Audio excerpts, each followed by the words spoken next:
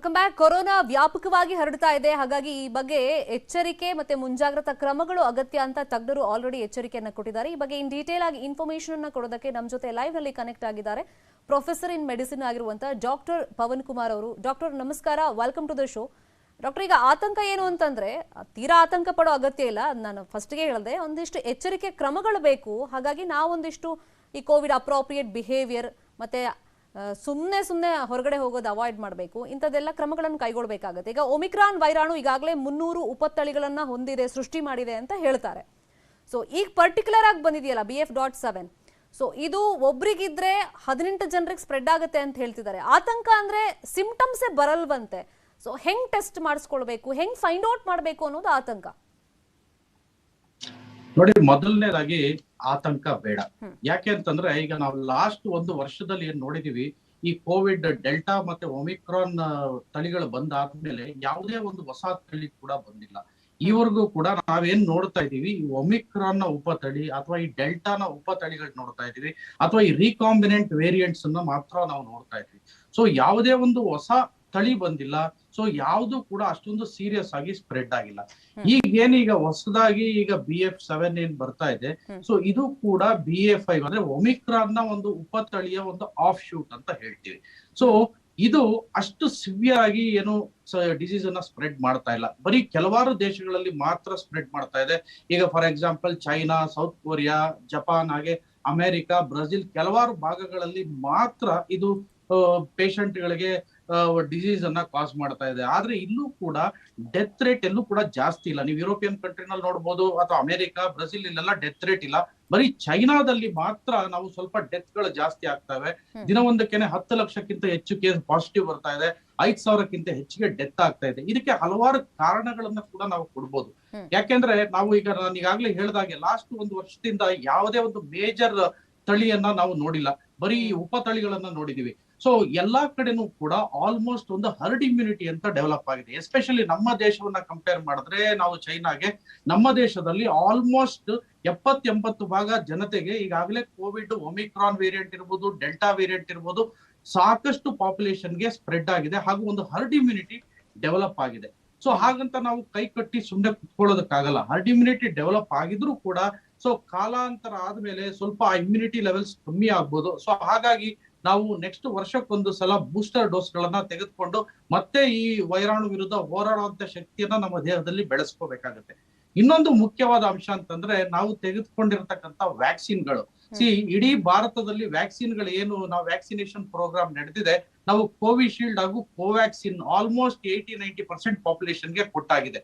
So ಈ ವ್ಯಾಕ್ಸಿನ್ಗಳು ಈ Chinese vaccine ಗಿಂತ ಸಾಕಷ್ಟು ಪ್ರಮಾಣದಲ್ಲಿ ಉತ್ತಮವಾದ ವ್ಯಾಕ್ಸಿನ್ಗಳಾಗಿವೆ. ಯಾಕೆ ಅಂತಂದ್ರೆ ಈಗಾಗಲೇ ಸಾಕಷ್ಟು ಸ್ಟಡಿಗಳನ್ನ ಕೂಡ ಮಾಡಿದ್ದಾರೆ. ಈ ಸ್ಟಡಿಗಳೆಲ್ಲ ಏನ್ ತೋರಿಸಿದೆ ಅಂತಂದ್ರೆ 60 ವಯಸ್ಸಿಗಿಂತ ಮೇಲ್ಪಟ್ಟವರಲ್ಲಿ ಆಲ್ಮೋಸ್ಟ್ 60% ಗಿಂತ ಹೆಚ್ಚು ಪ್ರೊಟೆಕ್ಷನ್ ಈ ವ್ಯಾಕ್ಸಿನ್ಗಳಿಗಿದೆ. ಆದ್ರೆ ಚೈನಾದಲ್ಲಿ ತೆಗೆದುಕೊಂಡಿರೋ ಈ ಸೈನೋಫಾರ್ಮಾ ವ್ಯಾಕ್ಸಿನ್ಗಳೆಲ್ಲ ಏನಿದೆ, ಬರೀ 20-30% ಅಷ್ಟೇ ಎಫಿಕಸಿ ಇದೆ. ಸೊ 60 ವಯಸ್ಸಿಗಿಂತ ಹೆಚ್ಚಿಗೆ ಯಾರು ಇದ್ದಾರೆ ಎಲ್ಡರ್ಲಿ, ಈಗೇನ್ ಚೈನಾದಲ್ಲಿ ಡೆತ್ ಗಳಾಗ್ತಾ ಇವೆ, ಎಲ್ಲ ಇವರೇ ಜಾಸ್ತಿ ಸಾವನ್ನಪ್ತಾ ಇದ್ದಾರೆ. ಅಂದ್ರೆ ಎಲ್ಲೋ ಒಂದು ಕಡೆ ಚೈನಾದಲ್ಲಿ ತೆಗೆದುಕೊಂಡಿರೋ ವ್ಯಾಕ್ಸಿನ್ಗಳ ಗುಣಮಟ್ಟ ಅಷ್ಟಾಗಿ ಇಲ್ಲ. ಅಂದ್ರೆ 60 ವಯಸ್ಸಿನ ಮೇಲ್ಪಟ್ಟವರಿಗೆ ಜಾಸ್ತಿ ಎಫೆಕ್ಟಿವ್ ಆಗಿ ಅದು ಕೆಲಸ ಮಾಡ್ತಾ ಇಲ್ಲ. ಸೊ ಹಾಗಾಗಿ ಈಗ ಚೈನಾದಲ್ಲಿ ನಾವು ಜಾಸ್ತಿ ನೋಡ್ತಾ ಇದೀವಿ. ನಮ್ಮ ವ್ಯಾಕ್ಸಿನೇಷನ್ ನ ಪ್ರಮಾಣ ಜೊತೆ ನಾವು ತಗೊಂಡಂತ ವ್ಯಾಕ್ಸಿನ್ ನ ಬ್ರ್ಯಾಂಡ್ಗಳು, ಅದ್ರ ಜೊತೆಯಲ್ಲಿ ನೀವು ಹೇಳ್ದಂಗೆ ಇವಾಗ ನಿರ್ಬಂಧ ಎಲ್ಲ ಸಡಿಲಿಕೆ ಆಗಿದೆ, ನಾವೆಲ್ಲ ಹೊರಗಡೆ ಬರ್ತಾ ಇದೀವಿ, ಒಂದು ಹರ್ಡ್ ಇಮ್ಯುನಿಟಿ ಅಂತ ನಮ್ಮಲ್ಲಿ ಕ್ರಿಯೇಟ್ ಆಗಿರೋದ್ರಿಂದ ಸೊ ಈ ರೂಪಾಂತರಿ ಏನಿದೆ ಉಪತಳಿ, ಸೊ ಇದು ಇಂಡಿಯನ್ಸ್ ಮೇಲೆ ಅಷ್ಟಾಗಿ ಎಫೆಕ್ಟ್ ಬೀರಲ್ಲ ಅಂತ ಹೇಳ್ತೀರಾ ಬಂದ್ರೂನು? ಹೌದು ಹೌದು. ಈಗ ನೋಡಿ, ಚೈನಾದಲ್ಲಿ ತುಂಬಾ ಸ್ಟ್ರಿಕ್ಟ್ ಆಗಿ ಲಾಕ್ ಡೌನ್ ಅನ್ನ ಇಂಪೋಸ್ ಮಾಡಿದ್ರು. ಇವತ್ತು ಯಾಕೆ ಚೈನಾದಲ್ಲಿ ಕೇಸ್ಗಳು ಜಾಸ್ತಿ ಆಗ್ತವೆ ಅಂತಂದ್ರೆ, ನೀವು ಶಾಂಘೈ ಸಿಟಿನಲ್ಲಿ ಇರ್ಬೋದು, ಅಥವಾ ಲಾಸ್ಟ್ ಶೆನ್ಜನ್ ಇರ್ಬೋದು, ಸೊ ಇಲ್ಲೆಲ್ಲ ಯಾವಾಗ ಕೋವಿಡ್ ಬಂತು, ಈಗಲೂ ಕೂಡ ಕೋವಿಡ್ ಇರುವಾಗ ತುಂಬಾ ಸ್ಟ್ರಿಕ್ಟ್ ರೆಗ್ಯುಲೇಷನ್ಸ್, ಒಳ್ಳೆ ಮಿಲಿಟರಿ ಸಿಸ್ಟಮ್ ಅಲ್ಲಿ ಇದನ್ನ ಇಂಪೋಸ್ ಮಾಡಿ ಲಾಕ್ ಡೌನ್ ಅನ್ನ ಹಾಕಿ ಎಲ್ಲರನ್ನೂ ಮನೆಗಳಲ್ಲಿ ಇರುವಾಗ ಮಾಡಿದ್ರು. ಆದ್ರೆ ನಮ್ಮ ಭಾರತದಲ್ಲಿ ಒಂಥರ ಈ ಸೆಮಿ ಲಾಕ್ ಡೌನ್ ಅಂತ ಹೇಳ್ತೀವಿ ನೋಡಿ. ನಾವು ಡೆಲ್ಟಾ ಬಂದಾಗ, ಒಮಿಕ್ರಾನ್ ಬಂದಾಗ, ಇವಾಗ ಎಲ್ಲಾದ್ರೂ ಇದರಲ್ಲೂ ಕೂಡ ಸಾಕಷ್ಟು ಜನ ನಾವು ಪಾಪ್ಯುಲೇಷನ್ ಅಲ್ಲಿ ಓಡಾಡ್ತಾ ಇದೀವಿ. ಈಗ ಹೈ ಡೆನ್ಸಿಟಿ ಪಾಪ್ಯುಲೇಷನ್ ಇರ್ತಕ್ಕಂಥ ದೇಶಗಳು ಚೀನಾ ಇರ್ಬೋದು, ಭಾರತ ಇರ್ಬೋದು, ಅಥವಾ ಆಫ್ರಿಕಾದ ಕೆಲವು ದೇಶಗಳು, ಬ್ರಾಜಿಲ್, ಇಲ್ಲೆಲ್ಲಾ ಕೂಡ ನಾವು ಚೈನಾ ಬಿಟ್ರೆ ಬೇರೆಲ್ಲಾ ದೇಶಗಳಲ್ಲೂ ಎಲ್ಲೂ ಕೂಡ ತುಂಬಾ ಹೆಚ್ಚಾಗಿ ಕೇಸ್ಗಳು ಜಾಸ್ತಿ ಆಗಿಲ್ಲ, ಹಾಗೂ ಸಾವಿನ ಪ್ರಮಾಣ ಕೂಡ ತೀರಾ ಕಡಿಮೆ ಇದೆ. ಇದಕ್ಕೆ ಏನಂದ್ರೆ ಅಲ್ಲೆಲ್ಲಾ ದೇಶಗಳಲ್ಲೂ ಕೂಡ ಹರ್ಡ್ ಇಮ್ಯುನಿಟಿ ಡೆವಲಪ್ ಆಗಿರೋದೇ ಕಾರಣ. ಬಟ್ ಚೈನಾದಲ್ಲಿ ಯಾವಾಗ ತುಂಬಾ ಸ್ಟ್ರಿಕ್ಟ್ ಲಾಕ್ ಡೌನ್ ಅನ್ನ ಎನ್ಫೋರ್ಸ್ ಮಾಡೋರು ಸುಮಾರು ಜನಕ್ಕೆ ಹರ್ಡ್ ಇಮ್ಯುನಿಟಿ ಆಗಿಲ್ಲ. ಸೊ ಹಾಗಾಗಿ ಚೈನಾದಲ್ಲಿ ಕೇಸ್ಗಳ ಸಂಖ್ಯೆ ಕೂಡ ಜಾಸ್ತಿ ಆಗ್ತಾ ಇದೆ ಹಾಗೂ ಡೆತ್ ರೇಟ್ ಕೂಡ ಜಾಸ್ತಿ ಆಗ್ತಾ ಇದೆ. ಇದರ ಜೊತೆಗೆ ಆಗ್ಲೇ ಹೇಳಿದಾಗೆ ವ್ಯಾಕ್ಸಿನೇಷನ್ ಕೂಡ ಎಲ್ಲೋ ಒಂದು ಕಡೆ ಚೈನೀಸ್ ವ್ಯಾಕ್ಸಿನ್ಸ್ ಅಷ್ಟೊಂದು ಎಫೆಕ್ಟಿವ್ ಆಗಿಲ್ಲ ಅಂತ ಕೂಡ ಹೇಳಲಾಗ್ತಾ ಇದೆ. ಓಕೆ, ಅಂದ್ರೆ ಈಗಿನ ಪರಿಸ್ಥಿತಿ ನೋಡಿದ್ರೆ ತೀರಾ ಆತಂಕ ಪಡೋ ಅಗತ್ಯ ಇಲ್ಲ. ಯಾಕಂದ್ರೆ ಕೋವಿಡ್ ಸೋಂಕಿನ ಪ್ರಮಾಣ ಏನು ಗಣನೀಯವಾಗಿ ಇಲ್ಲಿ ಏರಿಕೆನೂ ಆಗಿಲ್ಲ ಅಥವಾ ಹಬ್ಬೂ ಇಲ್ಲ. ಮುಂದಿನ 3 ತಿಂಗಳಲ್ಲಿ ಇದು ಏರಿಕೆ ಆಗೋ ಚಾನ್ಸಸ್ ಇದೆ ಅಂತ ತಜ್ಞರು ಎಚ್ಚರಿಕೆ ಕೊಟ್ಟಿರೋದು, ಅದು ಚೀನಾ ಸೇರಿದಂತೆ ಜಗತ್ತಿನಾದ್ಯಂತ. ಸೊ ಹಾಗಾಗಿ ಇವಾಗಿನ ಸಿಚುವೇಶನ್ ಗಮನಿಸ್ತಾ ಇದ್ರೆ ಏನೆಲ್ಲ ಗೈಡ್ಲೈನ್ಸ್ ಹೊರಡಿಸಬೇಕು ಸರ್ಕಾರದ ಕಡೆಯಿಂದ ಅಂತ ಅನ್ನೋದು ನಿಮ್ಮ ಅಭಿಪ್ರಾಯ ಡಾಕ್ಟರ್? ನೋಡಿ, ಈಗ BF7 ಏನೀಗ ಚೀನಾದಲ್ಲಿ ಎಲ್ಲ ನೋಡ್ಲಾಗಿದೆ. ಸೊ ಈ BF7 ವೇರಿಯಂಟ್ ನಮ್ಮ ದೇಶದಲ್ಲಿ ಈಗಾಗಲೇ ಚೆಕ್ ಮಾಡಿರೋ ಇದರಲ್ಲಿ BF7 ತೀರಾ ವಿರಳವಾಗಿ ಎಲ್ಲೋ ಒಂದ್ ಕಡೆ ಬಂದಿವೆ. ಆದ್ರೆ BF7 ಜಾಸ್ತಿ ಕಾಣಿಸ್ಕೊಂಡಿಲ್ಲ. ಪ್ಲಸ್ ಇನ್ನೊಂದು ನಾ ಈಗಾಗಲೇ ಹೇಳ್ದಾಗೆ ಈ BF7 ಬರೀ ಒಂದು ಉಪತಳಿ ಅಷ್ಟೇ, ಅಂದ್ರೆ ಈ ಒಮಿಕ್ರಾನ್ ವೇರಿಯಂಟ್ ನ ಒಂದು ಉಪತಳಿ. ಸೊ ಮೇಜರ್ ಯಾವುದೇ ಒಂದು ತಳಿ ಇಲ್ಲಿ ಹೊಸದಾಗಿ ಬಂದಿಲ್ಲ. ಪ್ಲಸ್ ಇನ್ನು ಇದು ಮ್ಯೂಟೇಷನ್ಸ್ ಆಗ್ತಾ ಹೋಗ್ತಾ ಇದ್ದಾಗೆ ಈ ವೇರಿಯಂಟ್ ಏನಾಗುತ್ತೆ, ಇದು ಇನ್ನು ವೀಕ್ ಆಗ್ತಾ ಹೋಗುತ್ತೆ. ಈಗಾಗಲೇ ಚೈನಾ, ಯುರೋಪ್, ಅಮೆರಿಕ ಇಲ್ಲೆಲ್ಲ ಹೋಗ್ತಿರೋ ಹಾಗೆ ಈಗಾಗಲೇ ವೀಕ್ ಆಗಿರೋದನ್ನ ಈಗಾಗಲೇ ಕಂಡಿದ್ದಾರೆ. ಯಾಕಂದ್ರೆ ಈ ಸ್ಪೈಕ್ ಪ್ರೋಟೀನ್ ಅಂತ ಇರುತ್ತೆ. ಈ ಸ್ಪೈಕ್ ಪ್ರೋಟೀನ್ ಇದರಲ್ಲಿ ಸೊ ಇದನ್ನ ಐಡೆಂಟಿಫೈ ಮಾಡುವಾಗ ಸೊ ಎಷ್ಟು ಪ್ರಮಾಣದಲ್ಲಿ ಅದು ಇನ್ಫೆಕ್ಟ್ ಮಾಡಬಹುದು, ಸೊ ಅದನ್ನ ಕೂಡ ನಾವು ಇದರಲ್ಲಿ ನಾವು ನೋಡಬಹುದಾಗಿದೆ. ಎಸ್ಪೆಷಲಿ ಈ BF7 ಏನಿದೆ ಯಾಕೆ ಅಲ್ಲಿ ಜಾಸ್ತಿ ಸ್ಪ್ರೆಡ್ ಆಗ್ತಾ ಇದೆ ಅಂದ್ರೆ ಇದು ವ್ಯಾಕ್ಸಿನ್ ಗೆ ಒಂದು 4 ಪಟ್ಟು ಹೆಚ್ಚಿಗೆ ರೆಸಿಸ್ಟೆನ್ಸ್ ನ ಒಡ್ತಾ ಇದೆ. ಅದರ ಜೊತೆಗೇನೆ ಕೂಡ ಸ್ಪ್ರೆಡ್ಡಿಂಗ್ ರೇಟ್ ಕೂಡ ಸ್ವಲ್ಪ ಜಾಸ್ತಿ ಇದೆ. ಸೊ ಹಾಗಾಗಿ ಅದು ಸ್ಪ್ರೆಡ್ ಆಗ್ತಾ ಹೋಗ್ತಾ ಇದೆ. ಬಟ್ ಕ್ರಮೇಣ ಮ್ಯೂಟೇಷನ್ಸ್ ಜಾಸ್ತಿ ಆಗ್ತಾ ಹೋಗ್ತಾ ಇದ್ದಾಗೆ ಸೊ ಇದರ ಸ್ಪ್ರೆಡಿಂಗ್ ಕೆಪಾಸಿಟಿ ಕೂಡ ಕಮ್ಮಿ ಆಗುತ್ತೆ. ನಾವು ಈಗಾಗಲೇ ನಾವು ಮುಂಚಿನ ವೇವ್ ಗಳಲ್ಲೂ ಕೂಡ ನೋಡಿದೀವಿ. ನೋಡಿ, ಮುಂಚೆ ಒಮಿಕ್ರಾನ್ ಬೇರೆ ದೇಶಗಳಲ್ಲಿ ತುಂಬಾ ಸ್ಪೀಡ್ ಆಗಿ ಸ್ಪ್ರೆಡ್ ಆಗ್ಕೊಂಡು ಬಂತು. ಆದ್ರೆ ಭಾರತಕ್ಕೆ ಬರೋಷ್ಟೊತ್ತಿಗೆ ತುಂಬಾ ಕ್ಷೀಣಿಸ್ತಾ ಹೋಯ್ತು ಹಾಗೂ ಇಲ್ಲಿ ಜಾಸ್ತಿ ಮಟ್ಟದಲ್ಲಿ ಸಿಂಪ್ಟಮ್ಸ್ ಕೂಡ ಬರ್ಲಿಲ್ಲ. ಹಾಗಂತ ನಾವು ಕೈ ಕಟ್ಟಿ ಕುತ್ಕೋಬೇಕು ಅಂತಲ್ಲ, ನಾವು ಮುಂದಿನ ಇದಕ್ಕೆ ಸನ್ನದ್ಧರಾಗಿರ್ಬೇಕು. ಯಾಕಂದ್ರೆ ಈಗೇನೋ ಈಗ BF7 ನಮ್ಮಲ್ಲಿ ಬರೋಷ್ಟೊತ್ತಿಗೆ ಕ್ಷೀಣಿಸ್ತಾ ಹೋಗ್ಬೋದು. ಆದ್ರೆ ಇನ್ ಯಾವ್ದಾದ್ರು ಒಂದು ಹೊಸ ವೇರಿಯಂಟ್ ಏನಾರ ಬಂದ್ರೆ ಕೂಡ ನಾವು ಅದಕ್ಕೆ ತಯಾರಾಗಿರ್ಬೇಕಾಗುತ್ತೆ. ಯಾಕಂದ್ರೆ ನಾವು ಈಗಾಗಲೇ ನೋಡಿದೀವಿ 2ನೇ ವೇವ್ ನಲ್ಲಿ ಡೆಲ್ಟಾ ಯಾವ ರೀತಿಯಲ್ಲಿ ಬಂತು ಅಂತಂದ್ರೆ ಯಾರಿಗೂ ಒಂದು ಮುನ್ಸೂಚನೆನೆ ಕೊಡ್ಲಿಲ್ಲ. ಎಲ್ಲರೂ ಎಕ್ಸ್ಪೆಕ್ಟ್ ಮಾಡಿದಕ್ಕಿಂತ ತುಂಬಾ ಸೀರಿಯಸ್ ಆಗಿ ಜಾಸ್ತಿ ಆಯ್ತು. ಸೊ ಇನ್ ಕೇಸ್ ಆಫ್ ಯಾವುದೇ ಒಂದು ಇವೆಂಚುಯಾಲಿಟಿ ಆದ್ರೂ ಕೂಡ ನಾವು ಅದನ್ನ ಫೇಸ್ ಮಾಡೋದಕ್ಕೆ ರೆಡಿ ಇರ್ಬೇಕು. ಸೊ ಹಾಗಂತ ಭಯ ಬೀಳೋ ಅವಶ್ಯಕತೆ ಇಲ್ಲ. ನಮ್ಮ ಒಂದು ಪ್ರಿಕಾಷನ್ಸ್ ಏನಿದೆ, ಕೋವಿಡ್ ಅಪ್ರೋಪ್ರಿಯೇಟ್ ಬಿಹೇವಿಯರ್ ಅನ್ನ ನಾವು ತೆಗೆದುಕೊಳ್ಳೇಬೇಕಾಗುತ್ತೆ. ಎಸ್ಪೆಷಲಿ ಪಬ್ಲಿಕ್ ಪ್ಲೇಸಸ್ ಅಲ್ಲೆಲ್ಲ ಹೋದಾಗ ಸೊ ನಾವು ಮಾಸ್ಕ್ ಗಳನ್ನ ಧರಿಸಿ ಅಂತರವನ್ನ ಕಾಪಾಡಬೇಕಾಗುತ್ತೆ. ಮತ್ತೆ ಯಾರಿಗೆ ಜ್ವರ ಇರ್ಲಿ, ನೀವು ಕೋವಿಡ್ ಅನ್ನ ಪಕ್ಕಕ್ಕೆ ಇಟ್ಬಿಡಿ. ಯಾವುದೇ ಒಂದು ವೈರಲ್ ಫೀವರ್, ಯಾವುದೇ ಒಂದು ಸಿಂಪ್ಟಮ್ಸ್ ಬಂದಾಗ, ಜ್ವರ, ಕೆಮ್ಮು, ನೆಗಡಿ ಬಂದ್ರೆ ಮನೆಗಳಲ್ಲಿ ಪ್ರತಿಯೊಬ್ಬರು ಕೂಡ ಅವರು ಐಸೋಲೇಟ್ ಆಗ್ಬೇಕು. ಒಂದು 2-3 ದಿವಸ ಐಸೋಲೇಟ್ ಆಗಿ, ಇಲ್ಲಾಂದ್ರೆ ಮನೆಗಳಲ್ಲಿಯೇ ಬೇರೆಯವ್ರಿಗೆ ಸ್ಪ್ರೆಡ್ ಆಗುತ್ತೆ. ಮತ್ತೆ ಇಂಟರ್ನ್ ಒಬ್ಬರಿಗೆ ಅದೊಂಥರ ಚೈನ್ ರಿಯಾಕ್ಷನ್ ತರ ಸ್ಪ್ರೆಡ್ ಆಗ್ತಾ ಹೋಗ್ತಾ ಇರುತ್ತೆ. ಸೊ ಪ್ರತಿಯೊಬ್ರು ಕೂಡ ಐಸೋಲೇಟ್ ಆಗಿ ಬೇರೆಯವ್ರಿಗೆ ಸ್ಪ್ರೆಡ್ ಆಗೋದನ್ನ ತಡಿಬೇಕು. ಕ್ರಿಸ್ಮಸ್ ಹಬ್ಬ ಬರ್ತಾ ಇದೆ, ಅದ್ರ ಜೊತೆಯಲ್ಲಿ ನ್ಯೂ ಇಯರ್ ಸೆಲೆಬ್ರೇಷನ್ಗೆ ಜನ ತಯಾರಿಗಳನ್ನ ಮಾಡ್ಕೊಂಡಿದ್ದಾರೆ, ಅವ್ರವ್ರ ಪ್ಲಾನ್ ಅನ್ನ ಮಾಡ್ಕೊಂಡ್ಬಿಟ್ಟಿದ್ದಾರೆ. ಮತ್ತೆ ಜನ ಜಾಸ್ತಿ ಸೇರೋದ್ರಿಂದ, ಕಾಂಟ್ಯಾಕ್ಟ್ ಬರೋದ್ರಿಂದ ಇದೇನಾದ್ರು ಸ್ಪ್ರೆಡ್ ಆಗುತ್ತೆ. ಹಾಗಾಗಿ ಇಂತಹ ಆಚರಣೆಗಳ ಮೇಲೇನು ಒಂದ್ ಸ್ವಲ್ಪ ಕ್ರಮ ಕೈಗೊಳ್ಬೇಕು, ಕಡಿವಾಣಗಳನ್ನ ಹಾಕ್ಬೇಕು ಅಂತ ಹೇಳ್ತೀರಾ ಈಗ? ಹೌದು, ಸ್ವಲ್ಪ ಈಗ ನೋಡಿ ತುಂಬಾ ಸ್ಟ್ರಿಕ್ಟ್ ಆಗಿ ಬೇಕಾಗುದಿಲ್ಲ. ಈಗಾಗ್ಲೇ ಹೇಳಿದಾಗ ನೋಡಿ, ತುಂಬಾ ಸ್ಟ್ರಿಕ್ಟ್ ಆಗಿ ಈಗ ಲಾಕ್ ಡೌನ್ ಎಲ್ಲ ಮಾಡಿದಾಗ ಚೀನಾ ಈಗ ಅನುಭವಿಸ್ತಾ ಇದೆ. ಯಾಕಂದ್ರೆ ತುಂಬಾ ಅಲ್ಲಿ ಕಷ್ಟ ಪಡ್ತಾ ಇದ್ದಾರೆ. ಸೊ ತುಂಬಾ ಸ್ಟ್ರಿಕ್ಟ್ ಲಾಕ್ ಡೌನ್ ಗಳು ಬೇಕಿಲ್ಲ. ಆದ್ರೆ ಈ ತುಂಬಾ ಜನ ಈಗ ಜನಗಳೇ ಅರ್ಥಕೋಬೇಕು. ಈಗ ಯಾಕೆ ಎಲ್ಲಾರು ಸೇರಿ ಬೇರೆ ತುಂಬಾ ಜನಗಳೆಲ್ಲ ಸೇರಿ ಪಾರ್ಟಿ ಮಾಡ್ಬೇಕು? ಈಗ ಅವ್ರವ್ರ ಮನೆಗಳಲ್ಲಿ ಅಥವಾ ಅವ್ರ ತುಂಬಾ ಕ್ಲೋಸ್ ಆಗಿರ್ತಕ್ಕಂಥವ್ರು ಅವರೇ ಸೇರಿ ಈಗ ಪಾರ್ಟಿ ಆಗ್ಲಿ, ಒಂದು ಹಬ್ಬ ಹರಿದಿನ ಯಾವುದೇ ಕೂಡ ಆಚರಣೆಗಳನ್ನ ಮಾಡ್ಕೋಬಹುದು. ಸೊ ಎಲ್ಲರೂ ಕೂಡ ಅವ್ರವ್ರ ಜವಾಬ್ದಾರಿಗಳನ್ನ ಅರ್ಥಕೋಬೇಕು. ಯಾಕಂದ್ರೆ ಈಗ ಪ್ರತಿಯೊಬ್ರು ಕೂಡ ಈಗ ಎಲ್ಲಾನು ಸರ್ಕಾರನೇ ಡಿಕ್ಟೇಟ್ ಮಾಡಿ, ಇಲ್ಲ ಸರ್ಕಾರನೇ ಈ ರೀತಿಯಾಗಿ ಹಾಕ್ಬೇಕು ಅಂತ ಹೇಳಿ ಮಾಡೋದಕ್ಕಾಗಲ್ಲ. ಪ್ರತಿಯೊಬ್ರು ಜವಾಬ್ದಾರಿನೂ ಅವ್ರವ್ರು ಅರ್ಥಕೋಬೇಕಾಗಿದೆ. ಯಾಕಂದ್ರೆ ಈಗಾಗಲೇ ನಾವು ಸಾಕಷ್ಟು 2 ವೇವ್ ಗಳನ್ನ, ಮೇಜರ್ ವೇವ್ ಗಳನ್ನ ನೋಡಿದ್ವಿ. ಇನ್ನೊಂದು ಒಮಿಕ್ರಾನ್ ಅಷ್ಟೊಂದು ಸೀರಿಯಸ್ ಆಗಿರ್ಲಿಲ್ಲ. ಸೊ ಮುಂದೊಂದು ವೇವ್ ಬಂದ್ರು ಕೂಡ ನಾವು ಅದನ್ನ ಎದುರಿಸೋದಕ್ಕೆ ಸನ್ನದ್ಧರಾಗಿರ್ಬೇಕು. ಸೊ ನಮ್ಮ ಹುಷಾರಿನಲ್ಲಿ ನಾವಿರ್ಬೇಕು. ಯಾಕಂದ್ರೆ ಯಾರಿಗೆ ಸೀರಿಯಸ್ ಆಗುತ್ತೆ ಅಂತ ಹೇಳಕ್ಕಾಗಲ್ಲ. ನಾವ್ ಈಗಾಗಲೇ ನೋಡಿದೀವಿ, ಎಷ್ಟೋ ಸಲ ನಾವ್ ಎಕ್ಸ್ಪೆಕ್ಟ್ ಮಾಡಿರಲ್ಲ. ಸೊ ಅಂತವ್ರನ್ನೆಲ್ಲ ನಾವು ಕಳ್ಕೊಂಡಿದ್ದಾಗಿದೆ. ಸೊ ಮುಂದೆ ಕೂಡ, ಯಾಕಂದ್ರೆ ಒಂದೊಂದು ಜೀವ ಕೂಡ ಒಂದು ಅತ್ಯಮೂಲ್ಯ. ಸೊ ಹುಷಾರಾಗಿ ನಾವು ಜವಾಬ್ದಾರಿಯುತವಾಗಿ ನಡ್ಕೊಂಡು ನಮ್ಮ ಹುಷಾರಿನಲ್ಲಿ ನಾವ್ ಇರ್ಬೇಕಾಗುತ್ತೆ. Fine doctor, please be online. ಈಗ ಒಂದು ಬ್ರೇಕ್ ತಗೊಂಡು ಬರ್ತೀನಿ, ಮತ್ತಷ್ಟು ಇನ್ಫಾರ್ಮೇಶನ್ ನಿಮ್ಮಿಂದ ಪಡ್ಕೊಂಡು ಹೋಗ್ತೀನಿ.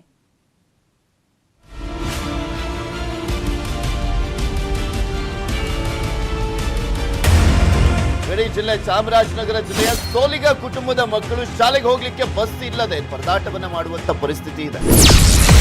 ಸಿಎಂ ಅಂಕಲ್ ಬಸ್ ಬಿಡಿಸಿ. ಸಿಎಂ ಅಂಕಲ್, ನೀವು ಅನೂರ್ಗೆ ಬರ್ತಿದ್ದಾರಲ್ಲ, ನಾಳೆ ನಾವು ಸ್ಕೂಲ್ಗೆ ಹೋಗ್ಬೇಕಂತಂದ್ರೆ ನೀವು ಬಸ್ ಕಳಿಸ್ಕೊಳ್ಳೇಬೇಕು. ಮಕ್ಕಳ ಸಂಕಷ್ಟಕ್ಕೆ ನೆರವಾದ ನ್ಯೂಸ್ 18. ನೀವು ಸ್ಕೂಲಿಗೆ ಹೋಗದೆ ಹೋದ್ರೆ ಏನು ಆಗ್ಬೇಕಾಗಿಲ್ಲ ಅವ್ರಿಗೆ, ಅವ್ರೇನ್ ತಲೆ ಕೆಡ್ಸ್ಕೊಳ್ಳಲ್ಲ. ಅವ್ರ ಮಕ್ಕಳೆಲ್ಲ ಫಾರಿನಲ್ಲೆಲ್ಲ ಓದ್ಕೊಂಡು ಇವಾಗ ಆರಾಮಾಗಿ ಅವ್ರೆ. ಸೋಲಿಗ ಮಕ್ಕಳಿಗೆ ಬಂತು ಬಸ್. ಸೋಲಿಗರ ಮಕ್ಕಳಿಗೆ ಕಡೆಗೂ ಸಿಕ್ಕಿದೆ ಬಸ್ನ ಸೌಲಭ್ಯ. ಇದುವರೆಗೆ ಬಸ್ ಅನ್ನೇ ಕಾಣದಂತಹ ಒಂದು ಗ್ರಾಮಸ್ಥರು ತುಂಬಾ ಖುಷಿಯಾಗಿದ್ದಾರೆ. ಬಂತು ಬಸ್. News 18 impact. ನಮ್ಮೂರಿಗೆ ಬಸ್ ಕಳಿಸ್ಕೊಟ್ಟಿದ್ದಕ್ಕೆ ಧನ್ಯವಾದ. ನ್ಯೂಸ್ 18 ಚಾಲನ್ ಅವರಿಗೂ ಧನ್ಯವಾದ. ನ್ಯೂಸ್ 18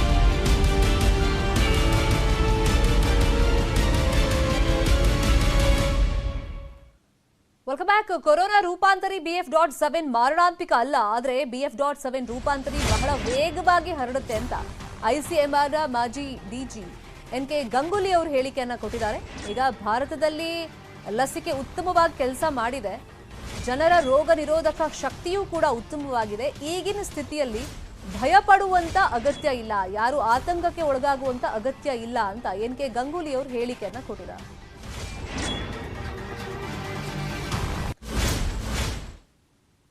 ಈ BF.7 ಬಗ್ಗೆ ಎಕ್ಸ್ಪ್ಲೈನ್ ಮಾಡ್ತಾ ಇದ್ರು ಡಾಕ್ಟರ್ ಪವನ್ ಕುಮಾರ್ ಅವರು.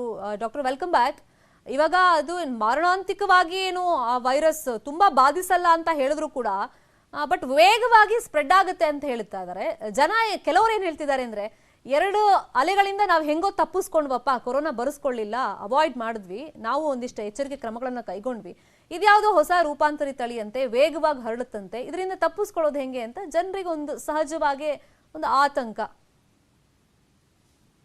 ನೋಡಿ, ಅದೇ ಆತಂಕ ಪಡೋ ಅವಶ್ಯಕತೆ ಇಲ್ಲ. ಯಾಕಂದ್ರೆ ಈ BF.7 ಏನಿದೆ, ಇದು ಯಾಕೆ ವೇಗವಾಗಿ ಹರಡ್ತಾ ಇದೆ ಅಂದ್ರೆ, ಈ ಸ್ಪೈಕ್ ಪ್ರೋಟೀನ್ ಮೇಲೆ ಮ್ಯೂಟೇಷನ್ಸ್ ತುಂಬಾ ಜಾಸ್ತಿ ಆಗ್ತಾ ಇದೆ. ಸೊ ಯಾವಾಗ ಈ ಸ್ಪೈಕ್ ಪ್ರೋಟೀನ್ ಮೇಲೆ ಮ್ಯೂಟೇಷನ್ಸ್ ಜಾಸ್ತಿ ಆಗುತ್ತೆ, ಇದರ ಹರಡುವಿಕೆ ಕೂಡ ತುಂಬಾ ಜಾಸ್ತಿ ಆಗುತ್ತೆ. ನಾವೀಗ ಮುಂಚೆ ನೋಡಿರ್ತಕ್ಕಂಥ ಬೇರೆ ಒಮಿಕ್ರಾನ್ ಉಪತಳಿಗಳಿಗಿಂತ ಇದು ಆಲ್ಮೋಸ್ಟ್ 18 ಪಟ್ಟು ಹೆಚ್ಚಿಗೆ ಇದು ಸ್ಪ್ರೆಡ್ ಆಗ್ತಾ ಹೋಗ್ತಾ ಇದೆ.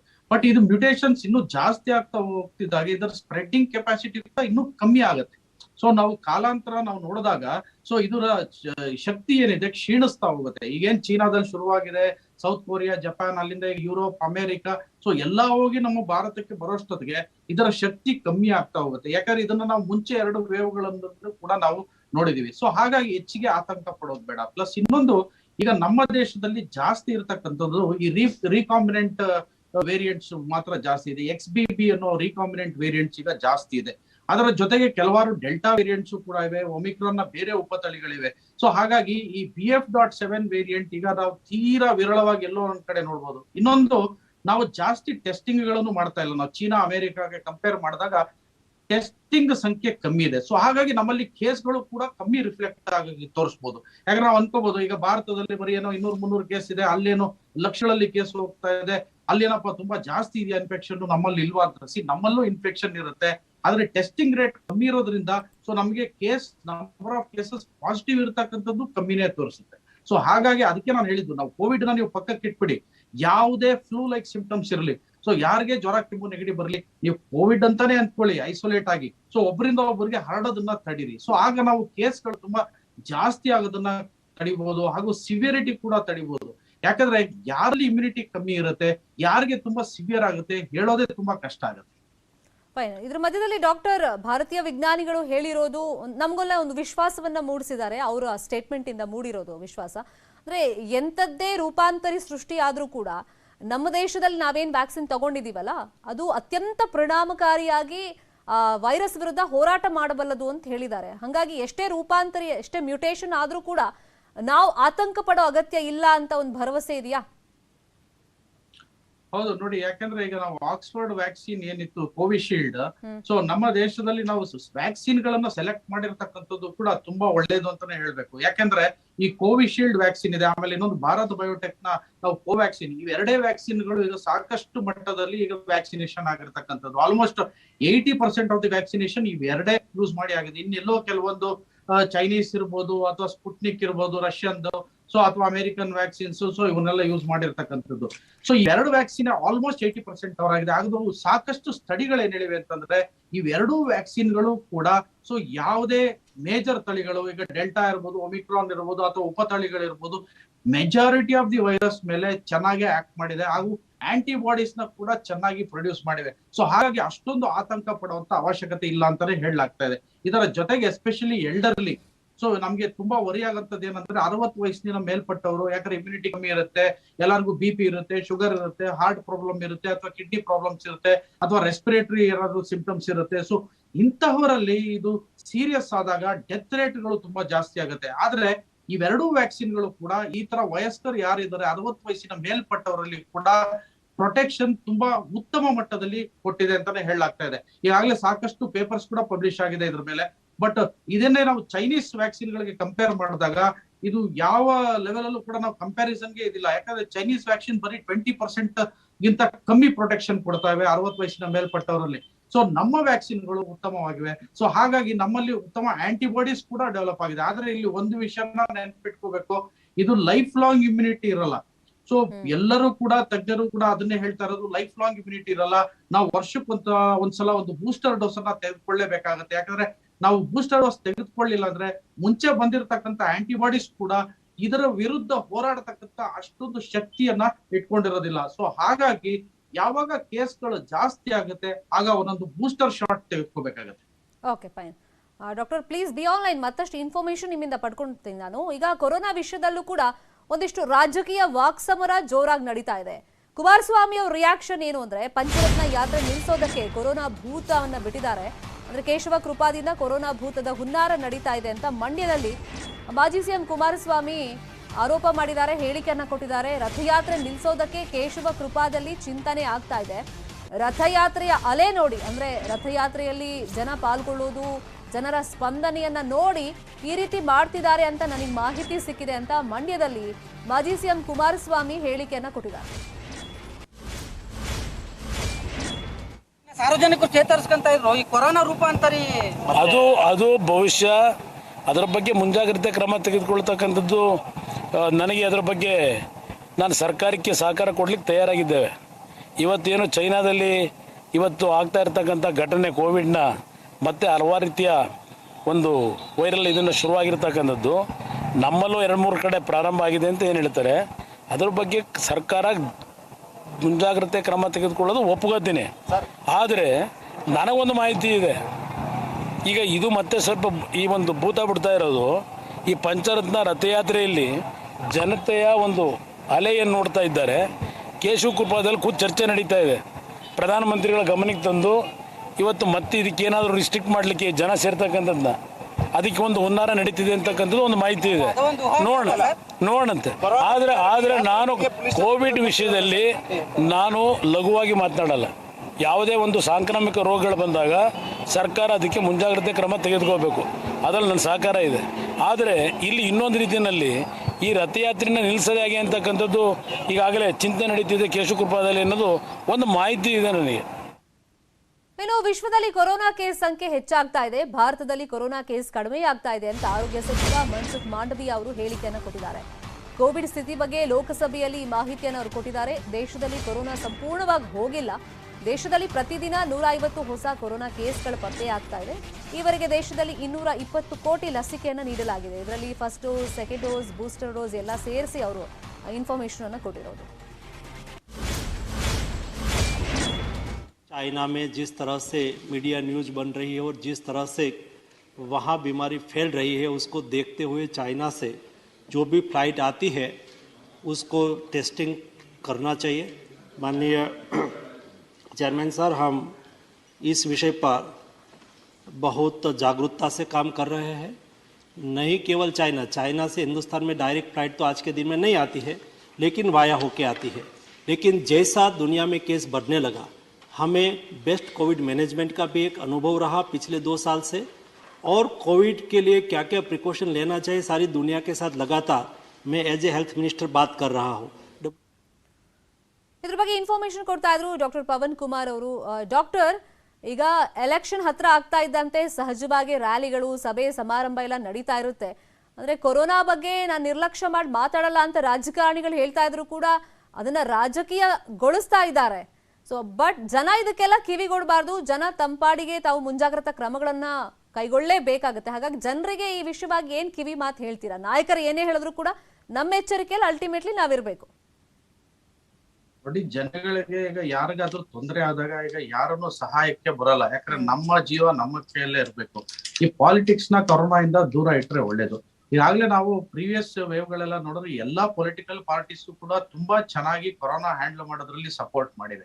ನಾವು ನ್ಯಾಷನಲ್ ಅಥವಾ ಲೋಕಲ್ ಪಾರ್ಟೀಸ್ ಅಂತ ಹೇಳಲ್ಲ, ಪ್ರತಿಯೊಂದು ಎಲ್ಲಾ ಪಾರ್ಟೀಸ್ಗಳು ಕೂಡ ಅದೇ ರೀತಿಯಾಗಿದೆ. ಜನಗಳಿಗೂ ಕೂಡ ಈಗ ಸ್ವಂತ ಜವಾಬ್ದಾರಿಯನ್ನ ಅರಿತು, ಸೊ ಯಾರು ಕೂಡ ಈಗ ನೆಕ್ಸ್ಟ್ ಎಲೆಕ್ಷನ್ ಟೈಮ್ ಬರ್ಬೋದು. ಈಗ ಕೇಸ್ಗಳ ಸಂಖ್ಯೆ ಕಮ್ಮಿ ಇದ್ದು ಏನು ಇಲ್ಲ ಅಂದಾಗ ನಾರ್ಮಲ್ ಆಗಿ ಬೇಕಾದ್ರೆ ಜನ ಸೇರ್ಲಿ, ಮೀಟಿಂಗ್ಸ್ ಮಾಡ್ಲಿ. ಇನ್ ಕೇಸ್ಗಳ ಸಂಖ್ಯೆ ಜಾಸ್ತಿ ಆದಾಗ ಎಲ್ಲ ಜವಾಬ್ದಾರಿಯನ್ನು ಅರಿತು ಈಗ ಏನು ಗವರ್ಮೆಂಟ್ ಒಂದು ರೂಲ್ಸ್ ಹಾಕಿದ್ರೆ ಅದು ಎಲ್ಲ ಪೊಲಿಟಿಕಲ್ ಪಾರ್ಟೀಸ್ಗೂ ಅಪ್ಲೈ ಆಗುತ್ತೆ. ಸೊ ಜನ ಕಮ್ಮಿ ಸೇರ್ಬೇಕು ಅಥವಾ ಸೇರಬಾರ್ದು ಏನೋ ಒಂದು ರೂಲ್ಸ್ ಅಂಡ್ ರೆಗ್ಯುಲೇಷನ್ಸ್ ಹಾಕಿದಾಗ ಸೊ ದಯವಿಟ್ಟು ಪ್ರತಿಯೊಬ್ರು ಅದನ್ನ ಪಾಲಿಸ್ಬೇಕಾಗುತ್ತೆ.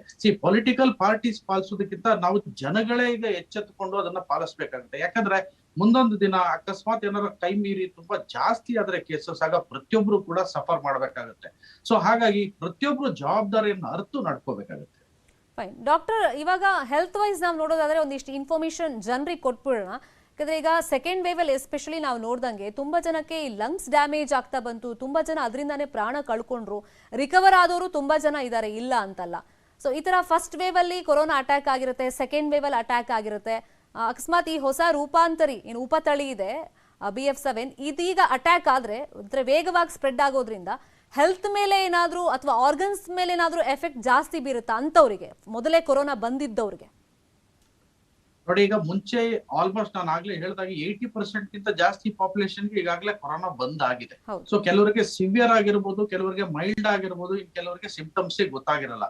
ಸೊ ಈಗ ಬಂದಿರತಕ್ಕಂತ BF.7 ಅಕಸ್ಮಾತ್ ಕೇಸಸ್ ಜಾಸ್ತಿ ಆದ್ರೂ ಕೂಡ ನೋಡಿ ಇದು ಸ್ಪ್ರೆಡ್ಡಿಂಗ್ ರೇಟ್ ಜಾಸ್ತಿ ಇದೆ.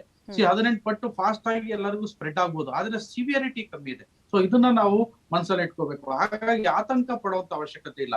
ಈಗ ಮುಂಚೆ ಯಾರಿಗೆ ತುಂಬಾ ಸಿವಿಯರ್ ಆಗಿ ಡಿಸೀಸ್ ಬಂದಿರುತ್ತೆ ಅವರಲ್ಲಿ ಆಂಟಿಬಾಡೀಸ್ ಕೂಡ ಅಷ್ಟೇ ಚೆನ್ನಾಗಿ ಡೆವಲಪ್ ಆಗಿರುತ್ತೆ. ಮುಂಚೆ ಯಾರಿಗೆ ಈಗ ಫಸ್ಟ್ ವೇವ್ ಸೆಕೆಂಡ್ ವೇವ್ ಅಲ್ಲಿ ಈಗ ಕೊರೋನಾ ಬಂದಿರುತ್ತೆ, ತುಂಬಾ ಮೈಲ್ಡರ್ ಸಿಂಪ್ಟಮ್ಸ್ ಇದ್ರೆ ನೆಕ್ಸ್ಟ್ ಫರ್ದರ್ ಅಟ್ಯಾಕ್ ಆದಾಗ ಅವ್ರಿಗೆ ಸಿವಿಯರ್ ಆಗುವಂತ ಚಾನ್ಸ್ ಇರುತ್ತೆ. ಆದ್ರೆ ಸಿವಿಯರ್ ಆಗಿರೋರ್ಗೆ ಸೊ ಇನ್ನೊಂದು ಸಲ ಕೊರೋನಾ ಬಂದಾಗ ಅಷ್ಟೊಂದು ಸಿವಿಯರ್ ಆಗಿರೋದಿಲ್ಲ. ಯಾಕಂದ್ರೆ ಬಾಡಿನಲ್ಲಿ ಆಂಟಿಬಾಡೀಸ್ ತುಂಬಾ ಚೆನ್ನಾಗಿ ಡೆವಲಪ್ ಆಗಿರುತ್ತೆ. ಇದು ಕೂಡ ಸ್ಟಡೀಸ್ ಅಲ್ಲಿ ಪ್ರೂವ್ ಆಗಿದೆ. ಅದು ಎಸ್ಪೆಷಲಿ ಈಗ BF.7 ಏನು ಅಷ್ಟು ಸೀರಿಯಸ್ ಆಗಿ ಈ ಸಿಂಪ್ಟಮ್ಸ್ ಅನ್ನ ಕಾಸ್ ಮಾಡ್ತಾ ಇಲ್ಲ, ಡೆತ್ ರೇಟ್ ಕೂಡ ಕಮ್ಮಿ ಇದೆ. ಸೊ ಹಾಗಾಗಿ ಆತಂಕ ಪಡುವಂತ ಅವಶ್ಯಕತೆ ಇಲ್ಲ. ಸೊ ನಮ್ಮ ರೆಗ್ಯುಲರ್ ಏನು ನಾರ್ಮಲ್ ಆಗಿ ಏನ್ ಫೀವರ್ಗೆ ಪ್ರಿಕಾಷನ್ಸ್ ತಗೋಬೇಕು ಅಥವಾ ಫ್ಲೂ ಲೈಕ್ ಸಿಂಪ್ಟಮ್ಸ್ ಬಂದಾಗ ಪ್ರಿಕಾಷನ್ಸ್ ತಗೋಬೇಕು, ಅದನ್ನ ತಗೋಬೇಕಾಗುತ್ತೆ. ಆಮೇಲೆ ಇನ್ನೊಂದು ತುಂಬಾ ಮುಖ್ಯವಾಗಿ ಆಹಾರ ತುಂಬಾ ಇಂಪಾರ್ಟೆಂಟ್. ಎಲ್ಲರೂ ಕೂಡ ಇಮ್ಯುನಿಟಿನ ಬೂಸ್ಟ್ ಮಾಡೋದ್ರ ಕಡೆಗೆ ಗಮನ ಕೊಡ್ಬೇಕಾಗತ್ತೆ. ಯಾಕಂದ್ರೆ ಎಲ್ಲರೂ ತಮ್ಮ ದೇಹದಲ್ಲಿ ಎಷ್ಟು ಶಕ್ತಿ ಇದೆ, ತಾಕತ್ತಿದೆ ಅದನ್ನ ವೃದ್ಧಿಗೊಳಿಸುವಲ್ಲಿ ನೋಡ್ಬೇಕು. ಸ್ವಚ್ಛವಾದ ಆಹಾರವನ್ನ ಸೇವಿಸಬೇಕು, ಸ್ವಚ್ಛವಾದ ನೀರನ್ನ ಕುಡಿಬೇಕು. ಸೊ ಹಾಗೆ ಈ ಆಂಟಿ ಆಕ್ಸಿಡೆಂಟ್ಸ್, ಮಲ್ಟಿವಿಟಮಿನ್ಸ್, ಮಿನರಲ್ಸ್ ಇರ್ತಕ್ಕಂಥ ಹೆಚ್ಚಿಗೆ ಇರ್ತಕ್ಕಂಥ ತರಕಾರಿ ಹಣ್ಣುಗಳನ್ನ ಸೇವಿಸ್ಬೇಕು. ಈ ಸಿಟ್ರಸ್ ಫ್ರೂಟ್ಸ್ ಆಗ್ಲಿ, ಎಳ್ನೀರು, ಸೊ ಇಂಥವನ್ನ ಎಸ್ಪೆಷಲಿ ಬಿಸಿಲು ಇರೋ ಟೈಮಲ್ಲಿ ತುಂಬಾ ಜಾಸ್ತಿ ಸೇವನೆ ಮಾಡ್ಬೇಕಾಗತ್ತೆ. ಸೊ ರೆಗ್ಯುಲರ್ ಆಗಿ ಇಲ್ಲಾಂದ್ರೆ ಹಣ್ಣುಗಳನ್ನ ಸೇವನೆ ಮಾಡ್ಬೇಕಾಗತ್ತೆ. ಸೊ ಪ್ರತಿಯೊಬ್ರು ಕೂಡ ತಮ್ಮ ಆರೋಗ್ಯದ ಕಡೆ ಗಮನ ಕೊಟ್ಟು ಇಮ್ಯುನಿಟಿಯನ್ನ ಬೂಸ್ಟ್ ಮಾಡೋದ್ರ ಕಡೆ ಗಮನ ಕೊಡ್ಬೇಕು. ಯಾಕಂದ್ರೆ ಆಲ್ವೇಸ್ ನಮ್ಮಲ್ಲಿ ನಾನು ನೋಡಿದೆ ಏನಂದ್ರೆ prevention is better than cure. ಯಾವಾಗ್ಲೂ ನಾವು ಕಾಯಿಲೆ ಬಂದಾಗ ಒದ್ದಾಡೋದಕ್ಕಿಂತ ಬರೋದಕ್ ಮುಂಚೆನೆ ಅದನ್ನ ಪ್ರಿವೆಂಟ್ ಮಾಡಿದ್ರೆ ನಾವು ಸಾಕಷ್ಟು ಮಟ್ಟದಲ್ಲಿ ಯಶಸ್ವಿ ಆಗ್ತೀವಿ. ಕರೆಕ್ಟ್. ಇಂಥ ಸಂದರ್ಭದಲ್ಲಿ ಡಾಕ್ಟರ್ ನಾವು ವಿದೇಶದಿಂದ ಬರುವಂತ ಪ್ರಯಾಣಿಕರ ಮೇಲೆ ತೀರಾ ಗಮನ ಇಡಬೇಕಾಗುತ್ತೆ. ಎಷ್ಟೋ ಸಂದರ್ಭದಲ್ಲಿ ಅವರೇ ಕ್ಯಾರಿಯರ್ ಆಗಿ ತಗೊಂಡ್ಬರ್ತಾರೆ, ಇಲ್ಲಿ ಸ್ಪ್ರೆಡ್ ಮಾಡುವಂತ ಚಾನ್ಸಸ್ ಕೂಡ ಇರುತ್ತೆ. ಅವರಿಗೆ ಇಂಟೆನ್ಷನ್ ಇಲ್ಲದೆ ಇದ್ರೂ ಕೂಡ ವೈರಸ್ ಕಾಣಿಸೋದಿಲ್ವಲ್ಲ. ಸೊ ಹಾಗಾಗಿ ಈಗ ಏರ್ಪೋರ್ಟ್ಗಳಲ್ಲಿ ಯಾವ ತರ ನಿಗಾ ಇಡಬೇಕು? ನೋಡಿ, ಈಗ ಸ್ಟಾರ್ಟಿಂಗ್ ಸ್ಟೇಜ್ ಅಲ್ಲಿ ನಾವೀಗ ಮೊದಲನೇ ಹಾಗೂ ಎರಡನೇ ವೇವ್ ನಲ್ಲಿ ನೋಡಿದ್ವಿ. ಸಾಕಷ್ಟು ಕಡೆ ಈಗ ಫಾರಿನ್ ಗಳಲ್ಲಿ ಈಗ ಚೈನಾ ಇರ್ಬೋದು, ಅಮೆರಿಕ, ಯುರೋಪ್ ಇಲ್ಲೆಲ್ಲ ಕೇಸ್ಗಳು ಜಾಸ್ತಿ ಆದಾಗ ಸೊ ಅಲ್ಲಿಂದ ನಮ್ಮ ದೇಶಕ್ಕೆ ಸ್ಪ್ರೆಡ್ ಆಗುವಂತದನ್ನ ನಾವು ನೋಡಿದ್ವಿ. ಈಗಾಗಲೇ ಸರ್ಕಾರ ಕೂಡ ಇದರಿಂದ ಪಾಠ ಕಲ್ತಿದೆ, ಜನರು ಕೂಡ ಈಗ ಇದರಿಂದ ಪಾಠ ಕಲ್ತಿದ್ದಾರೆ.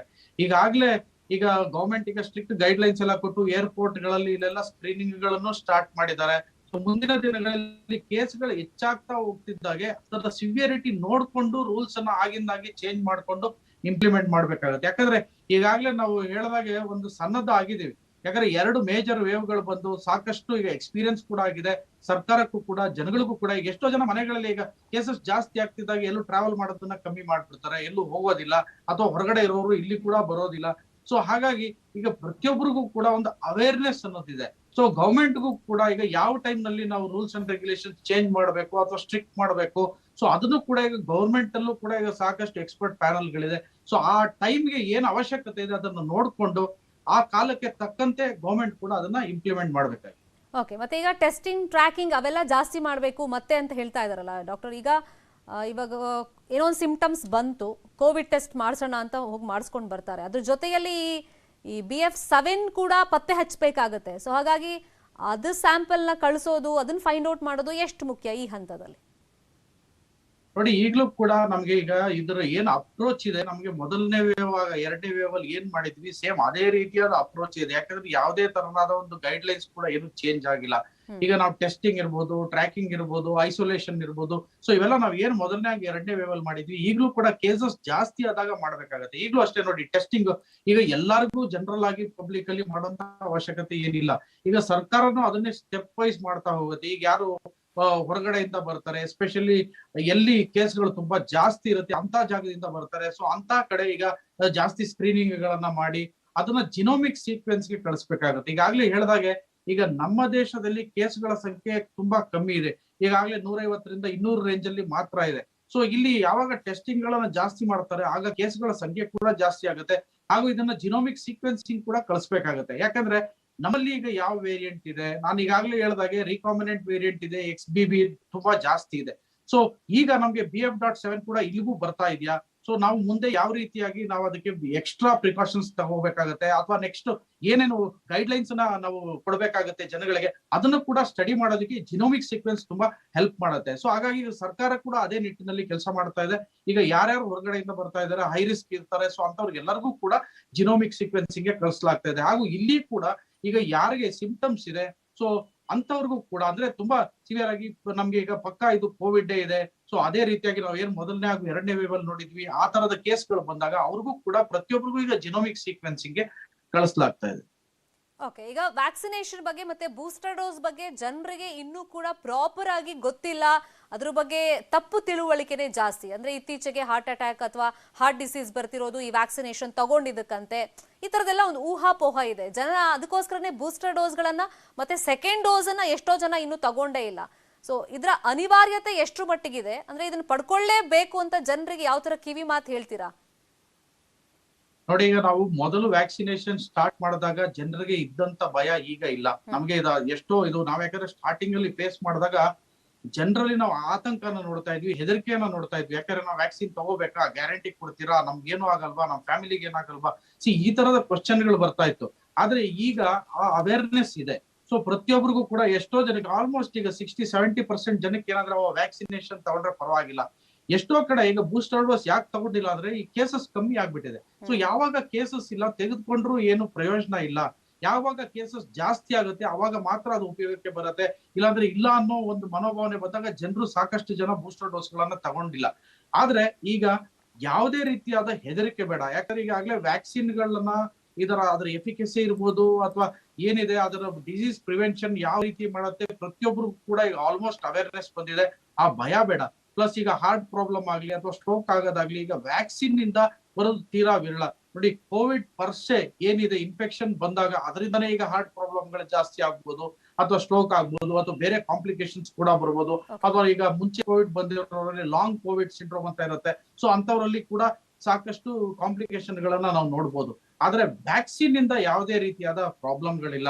ಸೊ ಮುಂದೆ ಈಗ ಯಾರ್ಯಾರು ಮೊದಲನೇ ಡೋಸ್ ಹಾಗೂ 2ನೇ ಡೋಸ್ ತೆಗೆದುಕೊಂಡಿದ್ದಾರೆ, ನೆಕ್ಸ್ಟ್ ಕೇಸ್ಗಳ ಸಂಖ್ಯೆ ಜಾಸ್ತಿ ಆದಾಗ ಗವರ್ಮೆಂಟ್ ಯಾವಾಗ ಗೈಡ್ ಲೈನ್ಸ್ ಹೊರಡಿಸುತ್ತೆ ಬೂಸ್ಟರ್ ಡೋಸ್ ತೆಗೆದುಕೋಬೇಕು ಬಂದಾಗ ಆಗ ದಯವಿಟ್ಟು ಎಲ್ಲರೂ ಮುಂದೆ ಬಂದು ತೆಗೆದುಕೊಳ್ಳಿ. ಯಾವುದೇ ರೀತಿಯಾದ ಭಯ ಆಗ್ಲಿ ಆತಂಕ ಆಗ್ಲಿ ಬೇಡ.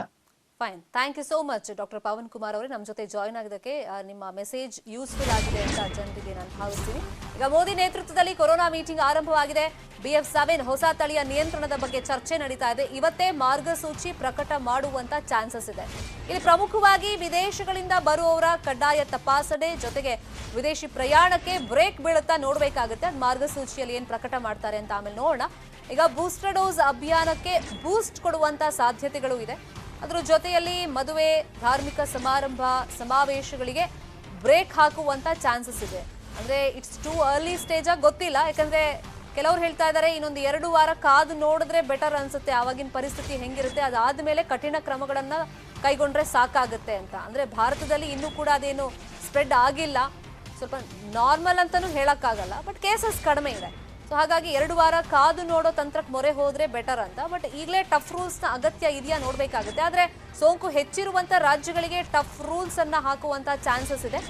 ಜೊತೆಗೆ ನಗರ ಪ್ರದೇಶಗಳಿಗೆ ಪ್ರತ್ಯೇಕ ಮಾರ್ಗಸೂಚಿಯನ್ನ ಕೇಂದ್ರ ಸರ್ಕಾರ ಹೊರಡಿಸುವಂತ ಸಾಧ್ಯತೆಗಳಿದೆ. ಇನ್ನು ಟ್ರ್ಯಾಕ್, ಟ್ರೇಸ್, ಟೆಸ್ಟಿಂಗ್ಗೆ ಹೆಚ್ಚಿನ ಆದ್ಯತೆಯನ್ನ ಕೊಡೋದು, ಇದರ ಜೊತೆಯಲ್ಲಿ ಕ್ರಿಸ್ಮಸ್ ಹಾಗೇನೆ ಹೊಸ ವರ್ಷದ ಸಂಭ್ರಮಕ್ಕೆ ಸ್ಪೆಷಲ್ ಆಗಿ ಒಂದಿಷ್ಟು ಗೈಡ್ಲೈನ್ಸ್ ಅನ್ನ ಪ್ರಕಟ ಮಾಡುವಂತ ಚಾನ್ಸಸ್ ಇದೆ. ಈಗ ಸಭೆ ನಡೀತಾ ಇದೆ, ಸಭೆ ನಂತರ ಇದ್ರ ಬಗ್ಗೆ ಇನ್ನಷ್ಟು ಮಾಹಿತಿ ಸಿಗ್ತಾ ಹೋಗುತ್ತೆ.